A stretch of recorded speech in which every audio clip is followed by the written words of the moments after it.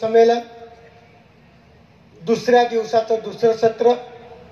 आजच्या सत्राचे अध्यक्ष परम आदरणीय पूजनीय तपस्विनी पूनमताई, व्यासपीठावर उपस्थित सर्वच गुरुवर्य आचार्यगण तथा राजकीय व्यासपीठ उपस्थित संत महंत तपस्विनी वासनिक बंधू भगिनींनो, आज आपण सर्व या संत संमेलन या निमित्ताने एकत्रित आलेलो आहे।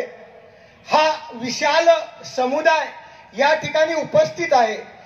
या विशाल समुदाय उपस्थित करण्याच्या पाठीमागचा हेतू आमच्या दिनकर अन्याचा तथा नाशिक जिल्ह्यातल्या जे कार्यकारी आहेत त्यांचा उद्देश, संत महंतांचा नाशिक जिल्ह्यातल्या लोकांचा उद्देश एकच आहे की आज 800 वर्षापूर्वी स्वामी चक्ररायांनी भरवस या नगरीमध्ये आपलं अवतार कार्य सुरुवात केलं आणि ती भरवस नगरीमध्ये आजही तो राजवाडा उपस्थित आहे।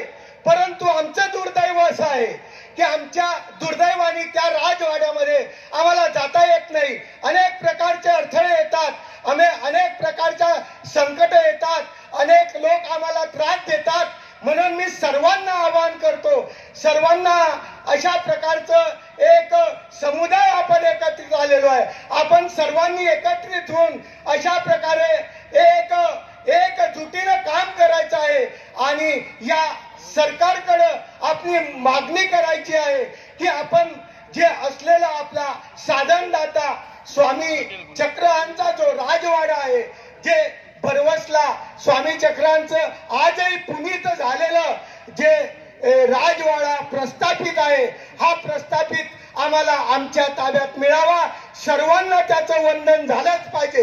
सर्वांनी आपण एकजुटीने जर प्रयत्न केला, सर्वांनी जर आपण एकत्र आलो तर निश्चितपणे सरकार सुद्धा मागे हटेल आणि त्या ठिकाणी जे लोक आहेत ते सुद्धा मागे हटतील आणि आपल्याला तो मिळेल अशी आशा करतो। कारण आपल्या मानव पंथाचे संस्थापक स्वामी चक्रांनी या गुजरात राज्यामध्ये अवतार धारण केला, कर्मभूमी त्यांनी महाराष्ट्राला मानली। परंतु या ठिकाणी जो अवतार धारण केल्यानंतर आमच्या महाराष्ट्राला ज्या गुजरातनं जे दान दिलं, सोपवून दिलं आणि त्यांनी महाराष्ट्रात परिभ्रमण करून ज्ञानाचं अंतःकरणामध्ये डोस पाजले, ती जागा भरवस आज आमच्या प्रत्येकाच्या अंतःकरणात साठवलेली आहे आणि ते आम्हाला मिळायलाच पाहिजे।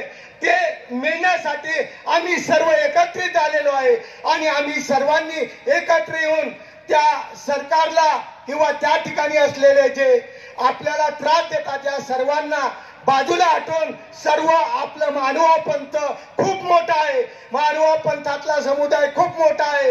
हा जर आज एकत्र या ठिकाणी आला आणि यांनी त्या ठिकाणी आपण सर्वांनी अनेक प्रकारचा प्रस्ताव केला तर आपल्याला मिळेल अशी आशा व्यक्त करतो सर्वांना आणि माझे 2 शब्द संपवतो। दंडवत प्रणाम।